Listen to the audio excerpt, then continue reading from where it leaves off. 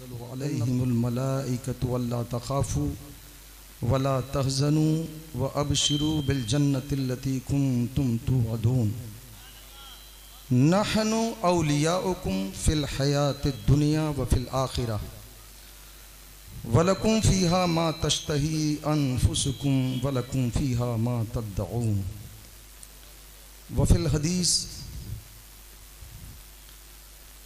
अन अबी हुरैरह रज़ियल्लाहु तआला अन्हु क़ाला क़ाला रसूलुल्लाहि सल्लल्लाहु तआला अलैहि वालिहि वसल्लम इन्नल्लाह तआला यक़ूल क़ाला मन आदली वलियन फ़क़द आज़नतुहु बिल हर्ब वमा तक़र्रब अब्दी बिशैइन अहब्बु इलैया मिम्मा इफ़्तरत्तु इलैहि वला यज़ालु अब्दी यतक़र्रबु इलैया बिन नवाफ़िल हत्ता अहबब्तुहु फ़कुन्तु समअहु अल्लज़ी यस्मअु बिही व बसरहु अल्लज़ी यबसुरु बिही व यदहु अल्लती यब्तिशु बिहा व रिजलहु अल्लती यमशी बिहा व इन सअलनी लउतियन्नहु व लइन इस्तआज़नी लउइज़न्नहु औ कमा क़ाल अलैहिस्सलातु वस्सलाम।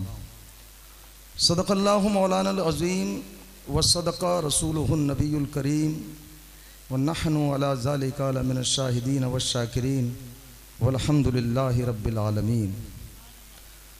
लब पर अली अली ज़ुबां पर अली अली, लब पर अली अली ज़ुबां पर अली अली, मर जाऊं तो कफन पे भी लिखना अली अली,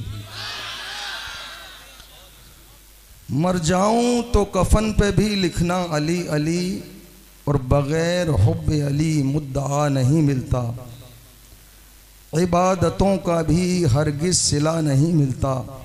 खुदा के बंदो सुनो गौर से, खुदा की कसम, जिसे अली नहीं मिलते उसे खुदा नहीं मिलता। जामे तिर्मिज़ी में एक बड़ी प्यारी हदीस है, अन अली इब्न अबी तालिब रज़ियल्लाहु तआला अन्हु क़ाल कुन्तु मअन नबी सल्लल्लाहु तआला अलैहि वालिहि वसल्लम फ़ख़रजना फ़ी बअद नवाहिहा बिमक्का। मौला अली फरमाते हैं कि मैं हुजूर के साथ मक्का मुअज़्ज़मा के बाज़ अतराफ़ से गुज़र रहा था, पथरीले इलाके से, वहाँ पहाड़ ही पहाड़ हैं।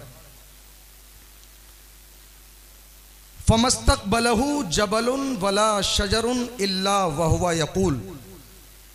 मौला फरमाते हैं कि जो भी दरख्त सामने आता था और जो भी पहाड़ सामने आता था, फ़यक़ूल, वो कहता था अस्सलामु अलैका या रसूल अल्लाह, अस्सलामु अलैका या नबी अल्लाह, अस्सलामु अलैका या हबीब अल्लाह। तो बार बार आप सुन रहे हैं कि हमारे नाज़िम साहब बहुत बेहतरीन निज़ामत कर रहे हैं, बार बार आपको दुरूद शरीफ, और जो भी ख़तीब हों या शायर हों, नातख़्वाह हों, सब दुरूद व सलाम पढ़ने के लिए कहते ही हैं। तो शायर ने भी कहा कि पेड़ पौधे सलाम करते हैं, जानवर एहतराम करते हैं, मेरे आका के एक इशारे पर संगरेज़े कलाम करते हैं। वो अबू जहल के हाथों में जो कंकरियां थीं, वो थीं तो उसकी मुट्ठी में, लेकिन कलमा किसका पढ़ रही थी? हुजूर का कलमा पढ़ रही थी। अल्लाहु अकबर। तो आइए हम और आप, अच्छा आप बताएं कि दरख्त भी पढ़ रहे हैं हुजूर पर सलाम, पहाड़ भी पढ़ रहे हैं, चरिंद परिंद सब पढ़ रहे हैं, लेकिन ये कौन सी जमात निकल के आई जो कहती है कि सलाम अगर पढ़ोगे तो हम तुम्हारे साथ खड़े ही नहीं होंगे? तो बताइए, इनसे तो वो पत्थर पहाड़ चरिंद परिंद अच्छे हैं कि नहीं? ये इंसान होकर हुजूर के सलाम पर एतराज करते हैं। तो यहीं से आप फैसला कर लीजिए कि हकीकत क्या है। आइए हम और आप मिलकर पढ़ते हैं, अल्लाहुम्मा सल्ली अला सय्यदना मौलाना मुहम्मदिन मादल जूद वल करम व आलिहि व बारिक वसल्लम सलातों व सलामन अलैका सय्यदी या हबीबी या रसूल अल्लाह सल्लल्लाहु अलैहि वालिहि वसल्लम। बहुत अच्छा इंतज़ाम आप लोगों ने किया है, और हमारे हजरत की बड़ी ये मेहनतें हैं, तौसीफ़ रज़ा साहब की, जो हम ये मंज़र यहाँ पर देख रहे हैं। थोड़ी देर में आप लोगों के सामने हाजिर हूँ, पूरी तवज्जो के साथ बयान को समाअत करें। देखिए, जिस महफिल में यानी जिस मजलिस में हम बैठे हुए हैं, हमें उसका मकसद पता होना चाहिए कि आखिर ये महफिल क्यों सजाई गई। आप लोगों ने करीब 15 दिन से या 10 दिन से बड़ी मेहनतें की हैं इस प्रोग्राम के लिए। आप यहां जो बैठे हैं तो आपकी नीयत, आपने जो मेहनतें की कि उलमा को बुलाएंगे, महफिल सजाएंगे, हुजूर गौसे पाक की बातें सुनेंगे, करेंगे, तो आपकी नीयत में सिर्फ यही बातें थी। मैं आया हूं, शैतान मेरे अंदर ये वसवसा डाल सकता है कि मौलाना वहां जाओगे गांव में तो वहां लोग बड़ा इस्तकबाल करेंगे, नजराना भी देंगे, ये माला हूर, ये हार वगैरह भी डालेंगे, नजराना भी देंगे, बड़ा अदब करेंगे। मेरे दिमाग में ये बात आ सकती है, शैतान डाल सकता है, लेकिन आप मुझसे इसलिए अफजल हैं कि आपकी नीयत में सिर्फ आपने जो मेहनतें की हैं, आप जो बैठे हुए हैं, सिर्फ और सिर्फ हुजूर गौसे पाक की मोहब्बत में। और हुजूर गौसे पाक ने एक किताब लिखी है फुतहुल गैब, उसमें बिल्कुल लास्ट में, आखिर में 10 बातें आपने लिखी हैं, बड़ी प्यारी बातें हैं। उन्हीं में से आखिरी बात सिर्फ आपको बता रहा हूं, और उसका जो आपने नाम रखा उन्वान 10वीं बात का, वो है तवाज़ो, आजिज़ी, इनकिसारी, नरमी। हुजूर गौसे आजम लिखते हैं कि बंदा अपने आप को, अगर कोई आलिम है, आलिम, तो अपने आप को दूसरों से कम समझे। किस तरह कम समझे? अब ये सबके लिए है ये बात कि सामने अगर कोई उम्र में छोटा बच्चा आ जाए या कोई नौजवान आ जाए उम्र में जो छोटा हो, तो उसे अपने से अफजल समझे। किस तरह? हुजूर गौसे आजम फरमाते हैं इस तरह कि ये दुनिया में ये मुझसे अच्छा है। क्यों? इसलिए कि मैं दुनिया में पहले आ गया हूं, ये दुनिया में बाद में आया है। मेरे गुनाह इससे ज्यादा हैं क्योंकि मैं पहले आ गया हूं, ये बाद में आया है, इसलिए इसके गुनाह मुझसे कम हैं। और हुजूर गौसे आजम लिखते हैं आगे कि अगर कोई बड़ा बुजुर्ग आ जाए, उम्र रसीदा आ जाए, उम्र जिसकी बहुत ज्यादा हो, ज़ईफ हो, तो उसके सामने बड़े अदब से पेश आए।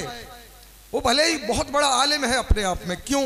इसलिए कि ये मुझसे पहले दुनिया में आया है, हो सकता है इसने अल्लाह को ज्यादा याद किया हो और इसकी नेकियां मुझसे ज्यादा हो। बात आ रही है आपके समझ में? नहीं आ रही? बहुत खामोश बैठे हुए हैं आप लोग। हुजूर गौसे पाक फरमाते हैं कि जब कोई आलिम सामने आ जाए, आलिम के, वो कितना ही बड़ा आलिम हो, और कोई छोटा शख्स आ जाए तो उसका बहुत अदब करे और दिल में ये नीयत करे, ये सोचे कि हो सकता है इल्म इससे मेरे पास ज्यादा है लेकिन अमल इसका मुझसे ज्यादा हो, अमल इसका मुझसे ज्यादा हो। हम गौसे पाक की बात करते हैं लेकिन उस हकीकत पर नहीं। आजकल हमारे यहाँ बिल्कुल ही ये चीजें खत्म होती चली जा रही हैं। हम एक दूसरे से अपने आप को अफजल समझते हैं। तवाज़ो, हजरत गलत तो नहीं कह रहा हूं, हमारे अंदर तवाज़ो नहीं रही। क्यों? इसलिए कि हमने सिर्फ गौसे आजम की बातें की, उनको पढ़ा नहीं सही तरीके से, समझा नहीं। अल्लाह अकबर। और फरमाते हैं कि अगर कोई जाहिल अगर सामने आ जाए आलिम के, तो फिर वो ये समझे कि ये तो जानता नहीं है, इसने जो गुनाह किया है वो अनजाने में किया है। मैं आलिम हूं लेकिन मैंने जो गुनाह किया है वो जानबूझकर किया है, इसलिए ये मुझसे अफजल है। और जिसने कलमा ही नहीं पढ़ा, ये हुजूर गौसे आजम की बातें हैं, जो मुसलमान ही नहीं है अगर वो सामने आ जाए तो उसको भी अपने से अफजल समझे। किस तरह? फरमाया इंसान को अपना कोई पता नहीं कि कल मेरे साथ क्या होने वाला है। अल्लाह न करे ऐसा हो जाए कि कल आने वाला कल मैं ईमान छोड़ दूं। अल्लाह ना करे ऐसा हो, लेकिन हो तो कुछ भी सकता है। अपने अंदर जो ये कल्ब है, ये जिगर है, ये सीना है, अपने आप को मारने के लिए बंदा ये सोचे कि पता नहीं मेरा कल क्या होगा, और हो सकता है सामने जो है अभी ईमान नहीं लाया, लेकिन हो सकता है कल ये ईमान लाए और इसका ईमान पर खात्मा हो। बल्कि वो कहा है ना अमीर खुसरो ने कि बहुत कठिन है डगर पनघट की, कैसे मैं भर लाऊं जमुना से मटकी। तो कौन सी ये बातें आप जो सुन रहे हैं तो हुजूर गौसे आजम ने लिखी हैं, हमने पढ़ी, लेकिन इन पर चलना, तकब्बुर फौरन आ जाता है अपने अंदर जरा सी बात पर। चलना बहुत कठिन है, लेकिन बंदा जब विलायत के मंजिल पर पहुंचता, मैंने अभी हदीस पढ़ी आपके सामने, सुने। अभी हजरत ने कहा कि एक चोर को हुजूर गौसे पाक ने वली बना दिया। हुजूर गौसे पाक कदमों की ठोकर से मुर्दों को जिंदा करते हैं। वहाबिया कहता है कि ऐसा नहीं कर सकते कि एक प्याले में पूरा अनासागर आ जाए, हम नहीं मानते ये बात।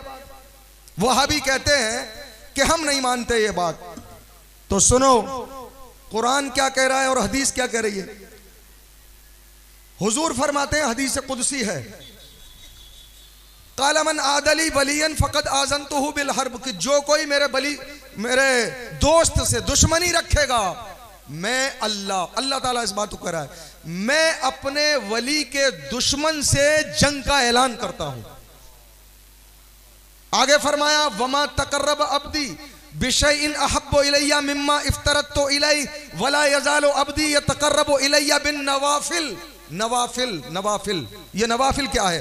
हुजूर फरमाते हैं कि जब कोई बंदा फराइज को पूरा करके नवाफिल की मंजिल में उतर जाता है। फराइज ये नमाज, बड़ी अच्छी तकरीर मौलाना उवैस साहब ने आपको जगाया, बेदार किया। मस्जिद को देखा तो कलेजे के अंदर से आवाज आने लगी, इतना बड़ा मोहल्ला है लेकिन नमाजी इतने कम है। अल्लाह अकबर। ये फराइज, नमाज फर्ज है, रोजा ये फर्ज है, ज़कात अगर अल्लाह ताला ने माल दिया है तो उसका 40वां हिस्सा यानी कि 2.5% ये वाजिब आपको देना है। अल्लाह ताला ने अगर दौलत दी है तो हज को जाना। हुजूर फरमाते हैं जिसके जो हज कर सकता हो और हज ना करे तो समझ लेना कि वो जब उसे मौत आई तो यहूदी होकर मरे या ईसाई होकर मरे, मुझे उससे कोई लेना देना नहीं। जिसको अल्लाह ताला ने दौलत दी और उसने हज न किया, जिसको अल्लाह ताला ने मां बाप दिए और अगर उसने अपने मां बाप की खिदमत करके जन्नत न कमाई, हुजूर फरमाते हैं उसके लिए हलाकत है, उसके लिए बर्बादी है, तबाही है। मां बाप की खिदमत करना यह फर्ज है। अल्लाह ताला ने कुरान में आयत उतारी। बंदा जब इन फराइज को पूरा करने के बाद जब नवाफिल की मंजिल में उतरता है, नवाफिल की मंजिल क्या है? ये नफली नमाज जो हम पढ़ते हैं ये नफिल नमाज नहीं। सुल्तानुल आरिफीन हजरत फरमाते हैं, बायजीद बुस्तामी रहमतुल्लाह ताला अलैह, उनका वाकया कि इधर भी खेत में पानी भरा हुआ है, इधर भी भरा हुआ कीचड़, इधर भी है कीचड़, इधर भी है। एक बीच में मेड़ बनी हुई, मेड़ तो आप समझते हैं खेत के बीच में होती, बहुत पतला रास्ता है, वहां से गुजर के आपको उधर सड़क पे जाना है, मेन रोड पर। आधे से ज्यादा रास्ता तय कर गए, सामने से कुत्ता आ गया। कुत्ता जब सामने आया, थोड़ी देर रुके तो आपने अपने मुरीदों को कहा कि पीछे चलो। पूरा पीछे चले गए, कुत्ता उधर से निकल गया, फिर आपने वो रास्ता पार किया। जब रास्ता पार किया मुरीदों ने पूछा, हजरत वो तो कुत्ता था, आप उसको डांट के पीछे भगा देते, आप इतना पीछे हमें ले गए, कुत्ते को निकल के जाने दिया, तब हम निकल के आए हैं। तो आपने अपने मुरीदों को फरमाया, ए मेरे बच्चों सुनो, मैं जब मेरा आमना सामना कुत्ते से जब हुआ तो मैंने अपने कपड़ों को समेट लिया।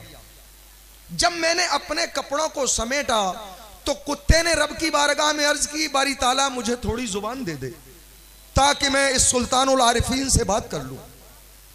अल्लाह ताला ने उस कुत्ते को जुबान दे दी। कुत्ते ने हजरत बायजीद बुस्तामी रहमतुल्लाह ताला अलैहि की बारगाह में अर्ज की कि ए सुल्तानुल आरिफीन, मेरा वजूद तो भीगा हुआ नहीं है, लेकिन तूने अपने कपड़ों को समेट लिया, और भीगा हुआ भी होता तो कपड़ों को पाक कर लेता, लेकिन अपनी अफजलियत कि कपड़ों को समेट रहा है, अपने आप को अफजल समझ रहा है, ये जो तकब्बुर का दाग लग गया है, 7 समंदरों के पानी से भी धोएगा तो नहीं धुलेगा। जबकि शरीयत का मसला है कि अगर कुत्ता भीगा हुआ है तो उससे बचना है, लेकिन ये आरिफों की बात है, जो जितने ऊंची मंजिल पर है उससे सवाल भी उतने ही ज्यादा है। कुत्ते ने पूछा, ओ बायजीद बता, पैदा होने से पहले तूने कौन सी नेकी की थी जो अल्लाह ताला ने तुझे इंसान बना दिया? बता सुल्तानुल आरिफीन, मैंने कौन सा पाप किया था पैदा होने से पहले जो अल्लाह ताला ने मुझे कुत्ता बना दिया? मेरे इस सवाल का जवाब दे दे। अब अपने मुरीदों को बता रहे हैं हजरत बायजीद बुस्तामी, कहते हैं मैं सर पकड़ लिया कि कैसा सवाल कर रहा है ये कुत्ता। तो आपने फरमाया कि तू ही बता, मुझसे इस सवाल का जवाब तो आता नहीं, तू बता। कहा, ओ बायजीद, अल्लाह का शुक्र अदा कर, यह सिर्फ और सिर्फ उसका करम है कि उसने तुझे इंसान बना दिया है और मुझे कुत्ता बना दिया है। साहिबो, हर वक्त अल्लाह का शुक्र अदा किया करो कि बारी ताला कितना ही गरीब हो, लेकिन अगर उसकी आंखें सलामत हैं इस जिस्म में, तो अल्लाह ताला ने बहुत बड़ी नेमत दे दी है। कुत्ते का भी अदब, यानी जानवरों का, यह है नवाफिल की मंजिल कि पेट पर पत्थर बांध लिए हैं, खाना सामने आ गया है, लेकिन बीवी जहरा ने अपने खाने को उठा के, अगर साइल ने सवाल कर दिया है तो बीवी जी ने अपना खाना उठाकर साइल को दे दिया है। यह है मंजिल नवाफिल की। जब बंदा इस मंजिल पर आ जाए तब क्या होता है? हुजूर फरमाते हैं, हत्ता इज़ा अहबब्तुहु, फिर अल्लाह ताला उस अपने बंदे को अपना प्यार अता फरमाता है। आज हिम्मत है किसी में सुबह से शाम तक खाना ना खाए, 50 बार कह देगा कि मैंने आज सुबह से खाना नहीं खाया। आज भूख, सर्दी के वक्त में बहुत ठंड पड़ रही हो और किसी के पास एक कंबल भी ना हो और सर पर छत भी ना हो, सड़क पर पड़ा हो, और कोई सर्दी के वक्त में उसे एक कंबल ला के दे दे, उसी वक्त अगर कोई ठिठुरता हुआ कोई जानवर सामने आ जाए, कुत्ता या बिल्ली, अपना कंबल उतार कर अगर उस कुत्ते पर डाल दे, तब बंदा नवाफिल की मंजिल में उतरता है। हर किसी के बस का काम है। हम तो उसको पागल कह देंगे, वो पागल है। बोलिए ऐसा है कि नहीं? यह मंजिल, जब इस मंजिल पर बंदा आ जाए तो अल्लाह ताला उसे अपना प्यार अता फरमाता है। वहाबियों के दिमाग में यह बात अभी तक नहीं आई। हदीसें सब पढ़ते हैं लेकिन इनको समझना बहुत मुश्किल है। सुने, फरमाया हत्ता इज़ा अहबब्तुहु, ऐसा प्यार अता फरमाता है, हत्ता इज़ा अहबब्तुहु फकुन्तु समअहु लज़ी यस्मउ बिही, कि अल्लाह ताला उस बंदे के कान हो जाता है जिससे वो सुनता है। अरे बोलो यार, कुछ मामूली बातें कि अल्लाह ताला किसी के कान हो जाए। बसरहुल्लज़ी यबसुर बिही, अल्लाह ताला अपने उस बंदे को ऐसा प्यार अता फरमाता है कि अल्लाह ताला अपने बंदे की आंख हो जाता है जिससे वो देख। सुभान अल्लाह, सुभान अल्लाह। वयदहुल्लती यब्तुश बिहा, अल्लाह ताला अपने उस वली के हाथ हो जाता है जिससे वो पकड़ता है। सुभान अल्लाह। वरिजलहुल्लती यमशी बिहा, अल्लाह ताला अपने वली के कदम हो जाता है जिससे वो चलता है। अब जब अल्लाह ताला फरमा रहा है कि मैं अपने वली के कदम हो जाता हूं, क्या मतलब? कदमों में खुदाई ताकत आ जाती है जी। अब जब कदमों में खुदाई ताकत आ गई तो लोगों को सिर्फ वो कदम हुजूर गौसे आजम का नजर आ रहा है। जब वो मुर्दे को जिंदा करें ताकत नजर नहीं आ रही कि किसने अता फरमाई है। जी जी जी बेशक। हुजूर गौसे आजम फरमाते हैं, हुजूर गौसे आजम इरशाद फरमाते हैं कि अगर मैं अपनी तवज्जो अगर किसी मुर्दे पे डाल दूं, वलो अलकैत सिर्री फौका मैतिन लकाम बिकुदरतिल मौला ताली, अगर मैं अपना राज अपनी तवज्जो मुर्दे पे डाल दूं तो अल्लाह की कुदरत से वो मुर्दा उठकर खड़ा हो जाए। सुभान अल्लाह। नारे तकबीर, नारे रिसाला, या रसूल अल्लाह, मसलके आला हज़रत जिंदाबाद, नारे तकबीर, अल्लाहु अकबर, जश्न गौसुल बरा, नारे तकबीर, नारे रिसाला। हुजूर गौसे आजम फरमाते हैं, लो इनकशफत औरत मुरीदी बिल मशरिक व अना बिल मगरिब लशतरतुहा, कि अगर मेरा कोई चाहने वाला, मेरा मुरीद कादरी मशरिक में हो और मैं मगरिब में हूं और मेरे मुरीद की इज्जत उछल रही हो, मुश्किल में आ गया हो, मुझे पुकारे तो मैं मशरिक से आकर मगरिब में अपने मुरीद की इज्जत को ढांप लूंगा, बचा लूंगा। कैसे बचा लेंगे? इसलिए कि आपको अल्लाह ताला ने यह ताकत अता फरमाई। बुखारी शरीफ की हदीस है जो मैं आपके सामने पढ़ रहा हूं। अल्लाह फरमा रहा है हदीस इस्ताज़नी, कि अगर कोई मेरा वली मुझसे सवाल करे कि मालिक मैं तुझसे तेरा मिलन चाहता हूं, तो मैं अपने उस बंदे को अपना मिलन कराता हूं। मुझसे अगर मेरा वली सवाल करे किसी के लिए तो मैं उसकी खाली झोली को भर देता हूं। अल्लाहु अकबर।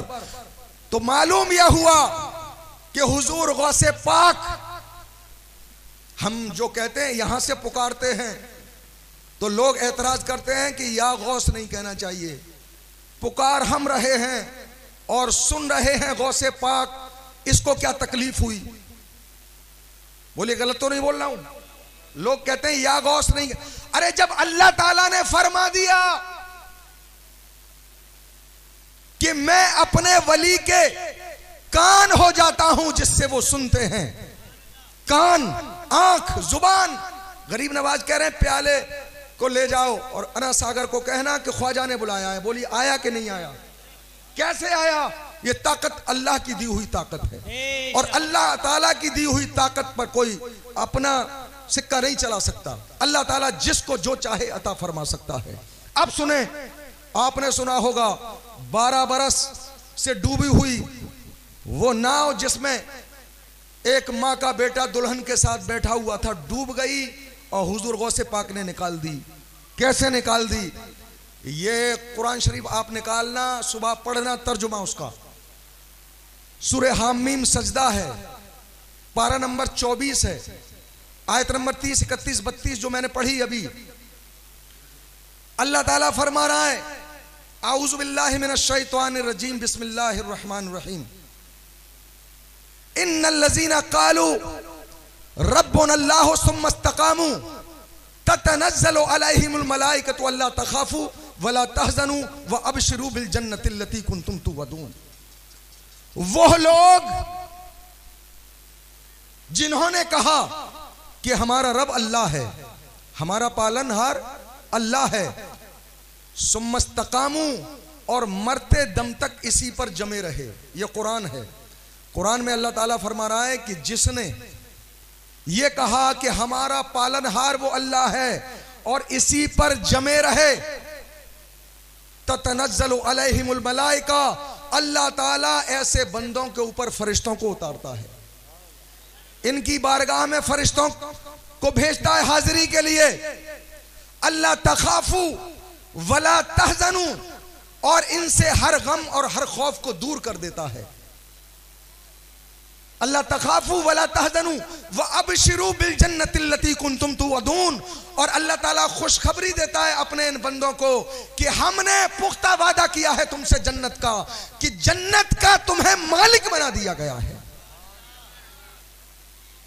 कौन है ये?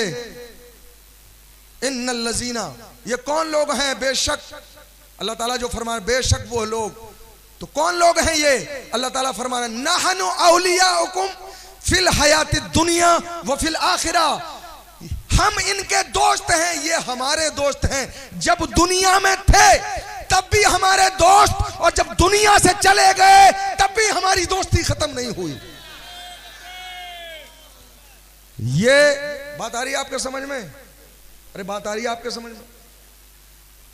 अल्लाह ताला फरमा रहा है कि ये हमारे दोस्त हैं। नहनु औलियाउकुम फिल हयातिद दुनिया व फिल आखिरा वलकुम फीहा मा तश्तही अनफुसुकुम। क्या मतलब? कि इनके लिए है इसमें, इस पूरी जमीन में जो इनका जी चाहे। क्या जी चाह रहा था हुजूर गौसे आजम का? एक बूढ़ी माँ जब रो रही थी और जब पूछा गया कि क्यों रोती है, कहा कि 12 बरस हो गए रोते रोते, बहुत लोगों ने पूछा लेकिन मेरा मसला तो कोई हल ना कर सका। तो मसला हल करने के लिए गौस की ही जरूरत थी। मसला यह था कि बेटा डूब गया, जो दिल की तमन्ना थी वो अधूरी रह गई, दुल्हन का चेहरा भी न देख सकी, जिसके लिए रात में उठ उठ के दुआएं करती थी। अल्लाह अकबर। तो उसी वक्त हुजूर गौसे पाक का जी चाहा कि 12 बरस की डूबी हुई कश्ती निकल कर आ जाए, तो निकल कर आ गई और यह वाकया तमाम दुनिया में लिखा गया। कुरान जब कह रहा है कि इनके लिए है जो इनका जी चाहे, अल्लाह अकबर। तो आप मुझे बताएं कि जब अल्लाह ताला कुरान में आयत उतार रहा है कि ये कर सकते हैं, इनको ये ताकत अता की गई है, अच्छा लोगों के समझ में नहीं है। कुरान का एक वाक़या और सुना दूं आपको ताकि आपके दिमाग में बात बैठ जाए। कुरान में एक सूरा है सूरह नमल, और सूरा नंबर 27 है, उसकी आयत नंबर 38, 39, 40। या अय्युहल मलअ अय्युकुम यातीनी बिअर्शिहा क़ब्ल अन यातूनी मुस्लिमीन। अल्लाह ताला ने कुरान में चींटी के नाम से एक सूरत बना दी। नमल चींटी को कहते हैं। आपने वाकया सुना होगा कि सुलेमान अलैहिस्सलाम का लश्कर जब उधर से निकला तो चींटियां कहने लगी कि बिल में चले जाओ जल्दी, वो लश्कर आ रहा है।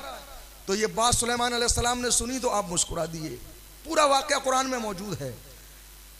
अब हुदहुद ने जब खबर दी बिल्कीस के बारे में कि ऐसी जगह, हजारों मील दूर ऐसी जगह से होकर आया हूं हजरत, कि एक औरत बादशाह बनी हुई, उसका तख्त लगा हुआ है, 30 हाथ लंबा 40 हाथ चौड़ा, उस पर बैठती है और लोग उसको सजदा करते हैं। आप मुझे बताएं, किसी का बाप मौजूद हो सामने और बेटा कहे कि नहीं मैं उसको बाप नहीं मानता, मेरा बाप तो ये है, दूसरे को बाप कहे, तो बोलिए ये आम बात है, बाप के दिल पर क्या गुजरेगी? अरे बोलो भाई, जुबान कहां है आपकी? आपकी जुबान कहां है? अरे बाप के सामने बेटा किसी दूसरे को अपना बाप कहने लगे कि ये मेरा बाप है, तो बाप को बुरा लगेगा कि नहीं? अरे उस मालिक के होते हुए अगर कोई कहीं और किसी और को अपना खुदा मान ले तो अल्लाह ताला चाहे तो उसको उसी वक्त हलाक कर दे, लेकिन बड़ी मोहलतें देता है मालिक।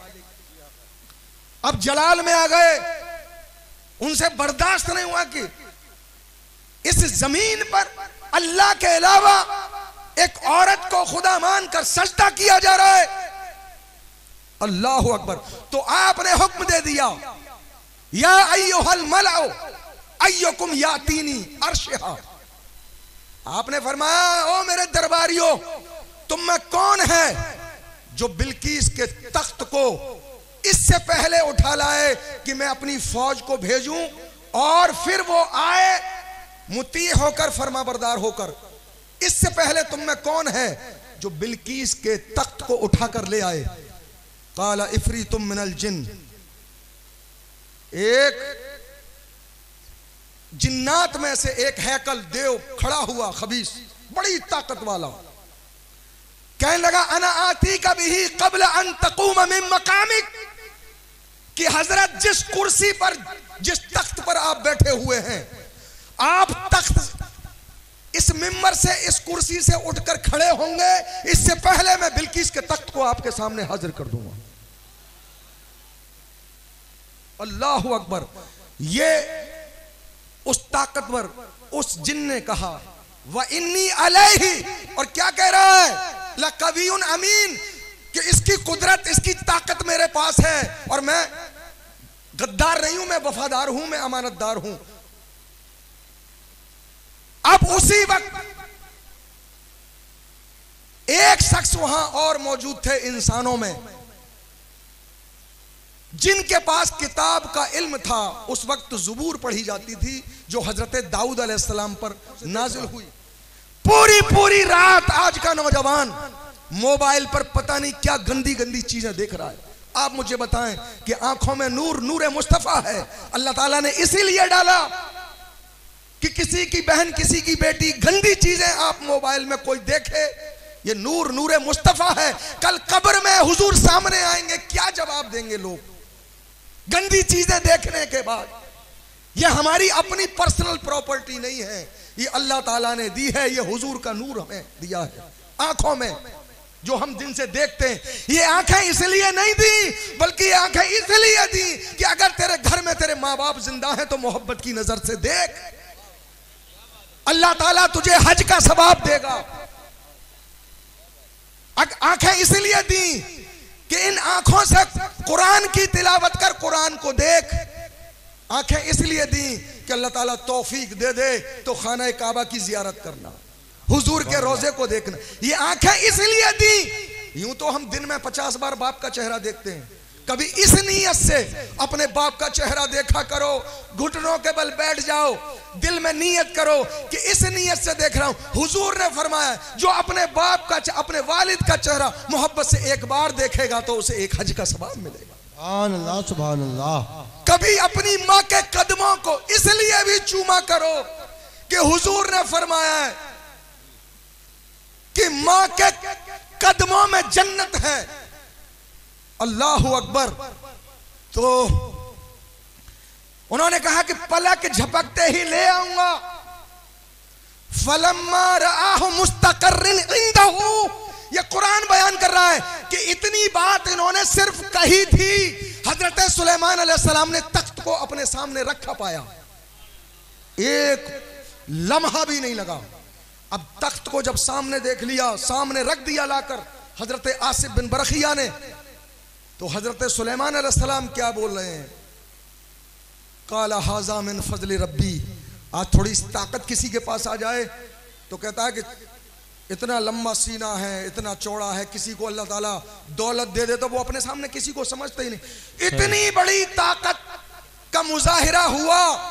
सुलेमान अलैहिस्सलाम रब की बारगाह में अर्ज कर रहे हैं, बारी ताला ये मेरे रब का फजल है कि मेरे इन दरबारियों में ऐसे ऐसे लोग अल्लाह ताला ने रखे हैं।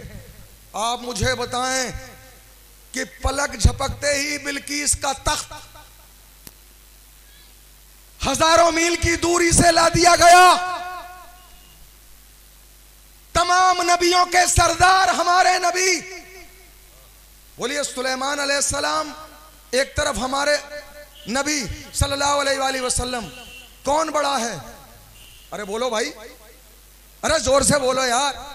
हुजूर तमाम नबियों के सरदार है। तमाम नबियों ने तो तमन्ना की थी कि हम इनकी उम्मत में पैदा हो जाएं, और ये उम्मत तमाम नबियों की उम्मत से अफजल है।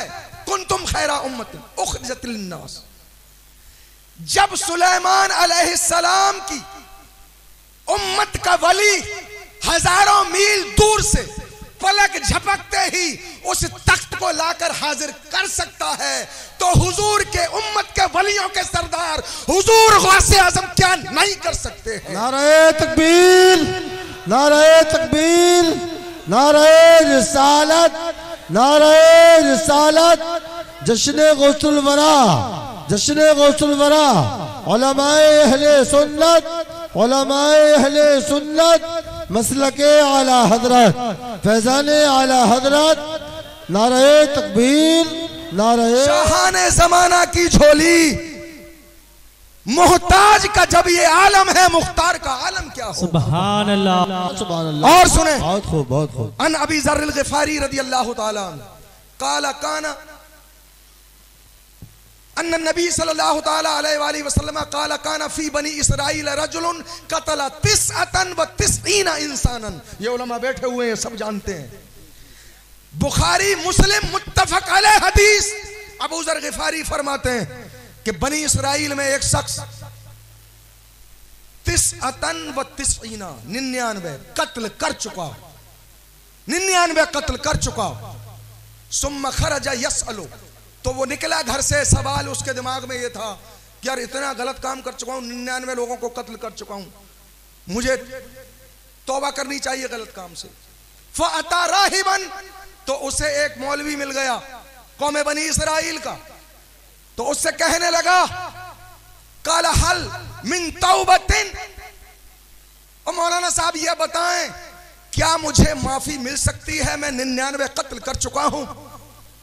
कहने लगे 99 कत्ल, कितनी माओं से उनके बेटे छीन लिए तूने, कितने बच्चों का तूने सहारा छीन लिया, कितनी बीबियों से उनका सुहाग छीन लिया, तुझे माफी कैसे मिलेगी। काल अल्लाह, तुझे माफी नहीं मिल सकती। फकतलहू, उस शख्स ने उसको भी कत्ल कर दिया।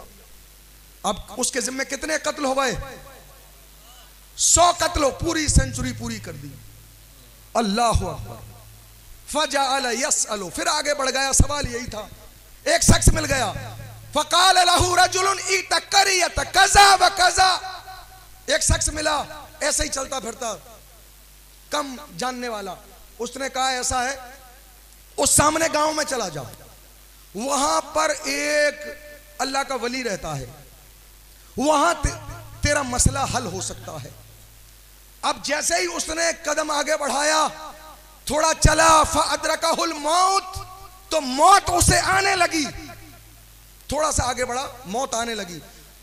अब जब मौत आने लगी, फअदरकहुल मौत फना बिसद्रिही नहवहा, तो उसने अपना उस सोचने लगा कि यार मैं तो मरने वाला हूं, मेरी रूह निकल रही है, वहां तो न पहुंच सका तो कम से कम सीना ही उधर कर दूं। हम उधर तसव्वुर में ही तो मदीना शरीफ की जानिब सलाम करके पढ़ते हैं, तो इस पर भी यानी लोगों को जलन होने लगती है कि ये क्या कर रहे हैं, ये लोग अजमेर क्यों जा रहे हैं, ये लोग कलियर क्यों जा रहे हैं, क्या फायदा जाने से। सुने, आपको पता चलेगा इस हदीस से। फना अभी सद्र ही नहवहा, उसने अपना सीना उधर घुमा दिया जिधर वली रहता था, उस बस्ती में, उस बस्ती की तरफ। न पहुंच सका, न पहुंच सका, न मिल सका, न गुफ्तगू हो सकी, न तौबा की बात कर सका, कुछ नहीं कर सका। अल्लाहु अकबर। फख्तसमत फीही मलाइकतुर रहमती व मलाइकतुल अज़ाबी। इतनी देर में जब रूह कब्ज हुई तो रहमत के फरिश्ते भी आ गए, जन्नत के फरिश्ते आ गए, और अजाब देने वाले फरिश्ते भी आ गए। फख्तसमत फीही, उनमें झगड़ा होने लगा आपस में। वो कह रहे हैं कि हम ले जाएंगे, 100 कत्ल कर चुका है, वो कह रहे थे कि नहीं, तौबा के लिए निकला था। अब जब झगड़ा होने लगा, फ़अौहल्लाहु इला अन तक़र्रबी व औहल्लाहु इला तबाअदी। अल्लाह ताला ने जिधर से चला था, घर से तौबा के लिए जिधर निकला था, फरिश्तों से कहा कि इस जमीन को नापो, और वलियों की बस्ती की तरफ जिधर वो जा रहा था, अल्लाह ताला ने फरिश्तों को कहा कि उधर भी नापो, जिसके करीब ये हो वही इसको ले जाना। वकाल कीसू मा बैनहुमा, जब फरिश्तों ने जमीन को नापा, अन तकर्रबा हाज़िही बिश्रिन फगुफिर लहू, जब जमीन को नापा गया तो सिर्फ फवुजिद लहू, जब दोनों तरफ की जमीन, वकाला कीसू मा बैनहुमा, जब दोनों तरफ की जमीन को नापा गया तो एक बालिश्त जमीन अल्लाह के वली की बस्ती की करीब पाई गई। फगुफिर लहू, उसको बख्श दिया गया और उसको जन्नत में भेज दिया गया। बोलिए, जब कौमे बनी इसराइल का एक वली 100 लोगों के कातिल को बगैर मिले जन्नत दिला सकता है, तो फिर हुजूर गौसे आजम क्या नहीं दिला सकते हैं? सुभान अल्लाह, बेशक बेशक। हुजूर गौसे आजम क्या नहीं दिला सकते हैं? तो पता ये चला कि ये तो अपना अपना मुकद्दर है। मेरे गौस, मेरे शेख फरमाते हैं कि अगर कोई ईशा में मेरा नाम लेता है तो मगरिब में मैं उसका नाम ले चुका होता हूँ। सुभान अल्लाह, सुभान अल्लाह। अगर कोई मेरा नाम मगरिब में ले तो असर में मैं उसे याद कर चुका होता हूँ। बेशक बेशक। हुजूर गौसे आजम, बस आखिरी बात कर रहा हूँ, सैयदना शेख अब्दुल कादिर जीलानी निकले हज के लिए। 20,000 औलिया, 20,000 औलिया उनके साथ बगदाद शरीफ से गए हज के लिए। अब उस दौर में इतने लोग नहीं थे।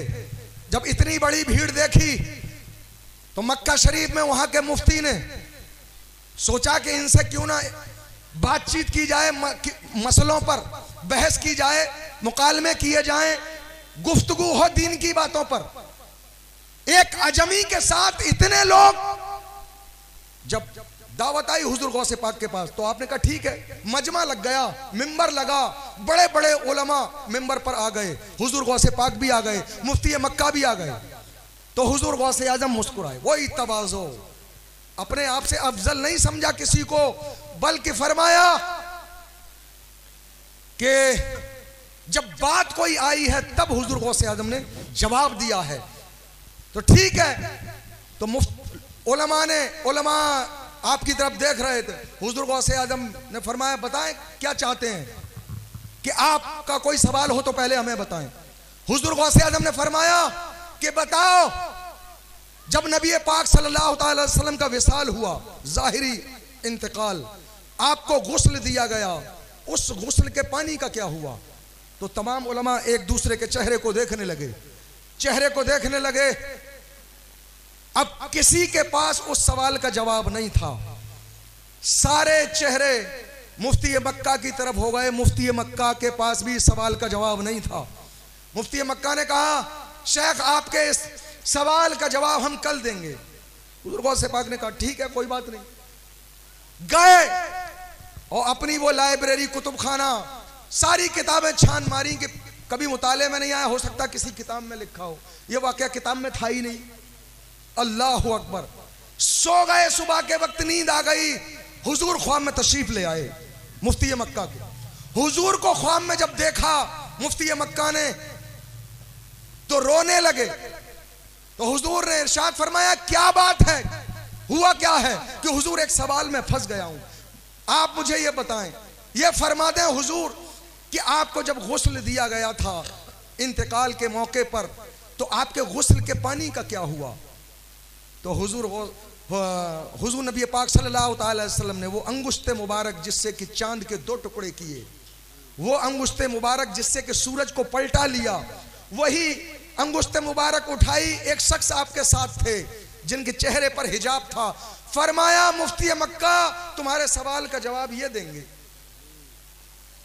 तो जब उधर मुतवज्जा हुए तो बताया कि हुजूर के इंतकाल के वक्त जब आपको गुस्ल दिया गया, उस पानी को अल्लाह ताला ने हुक्म दिया तो वो पानी आसमानों की तरफ चला गया। अल्लाह ताला ने हुक्म दिया उस पानी को बादल बनकर जमीन पर बरसने के लिए।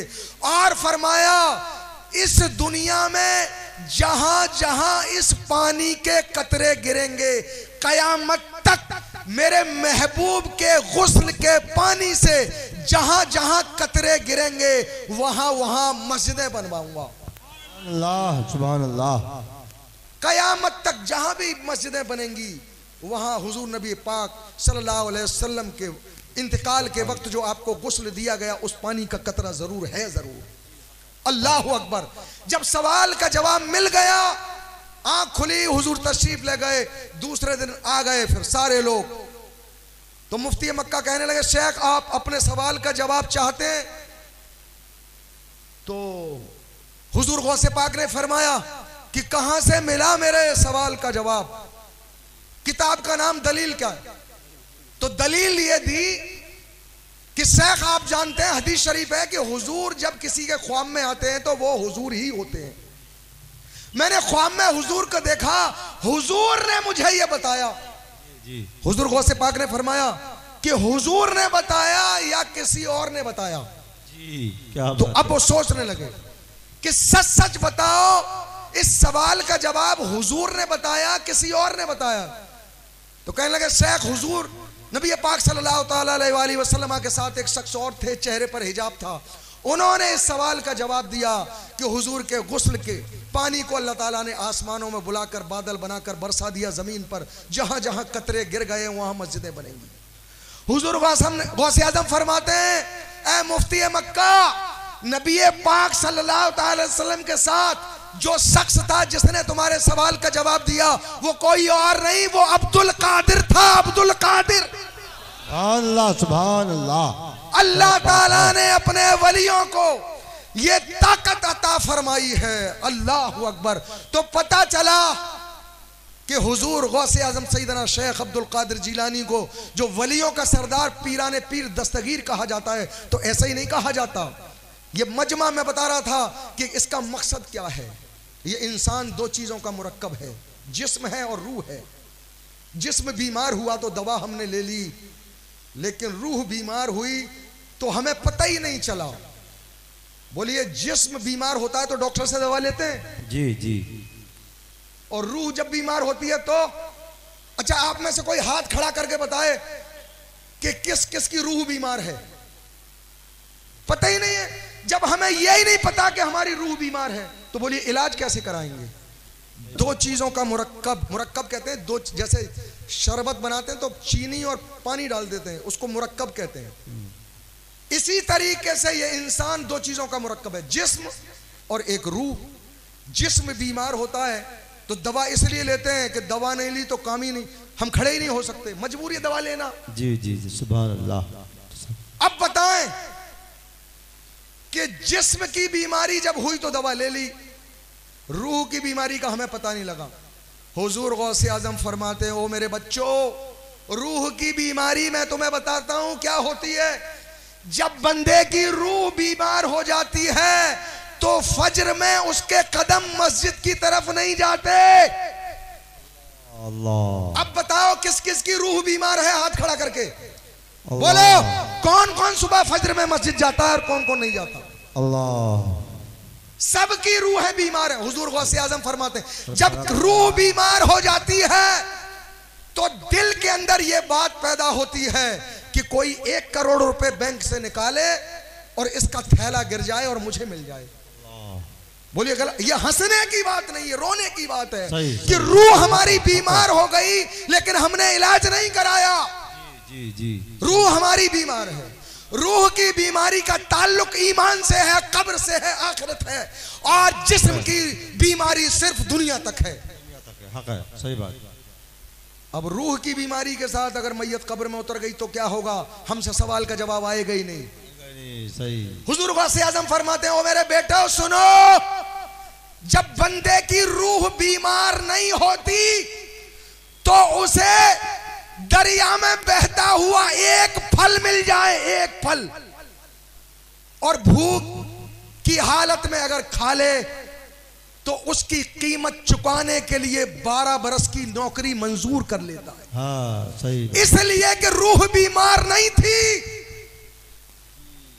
जब रूह बीमार नहीं होती तो ऐसी लड़की से शादी करने के लिए बंदा तैयार हो जाता है जिसके न आंख है, न कान है, न हाथ है, न पैर है। जी जी जी। ये कबूलियत कि मैं कबूल करता हूं, मैं शादी कर लूंगा। किससे? बताने वाले ने बताया कि ना उसकी आंख है, ना कान है, ना हाथ है, पैर है। सही बोलिए। हुजूर गौसे आजम फरमाते जब रूह बीमार नहीं होती तो बंदा तैयार हो जाता है, लेकिन जब रूह बीमार होती है तो दिल में नीयत ये होती है कि मुझे लड़की भी खूबसूरत मिले और माल भी बहुत मिले। हक है। ये हुजूर गौसे आजम पैगाम, इस महफिल में आए हैं तो कुछ पैगाम लेकर आओ, लेकर यहां से जाओ। बोलिए दिल नहीं करता। लोग झूठ बोलते हैं जो ये कहते हैं कि नहीं बारातियों की खातिर कर देना, हमें कुछ नहीं चाहिए, लेकिन दिल बोल रहा होता है कि बारातियों की खातिर भी हो और माल भी हो, जबकि उसके घर में खुद के में बेटी बैठी हुई है। साहिबो, जब किसी के बेटी को अपने घर में दुल्हन बनाकर लाते हैं तो उससे चाहते हैं सीधी चले, और जब घर में अपनी बेटी होती है तो कभी तौफीक नहीं होती कि बेटी को कहें कि बेटी ये मुसल्ला तुम्हें दिया जाता है शादियों में, ये कुरान दिया जाता है किस लिए? लेकिन कुरान भी गया साथ, जब शादी हुई मुसल्ला भी गया, न तिलावत हुई न मुसल्ला घर में बेटी ने बिछाया। हम अपनी बेटियों को कुछ नहीं सिखाते, और जब दूसरे की बेटी घर में दुल्हन बनकर आती है तो हम उससे अच्छे अच्छे काम चाहते हैं। हमें अपने आप को सुधारने की जरूरत है, हमें अपने आप को संभालने की जरूरत है, मस्जिदों को आबाद करने की जरूरत है। अगर कोई भूखा हो तो उसे खाना खिलाओ, लंगर किया करो।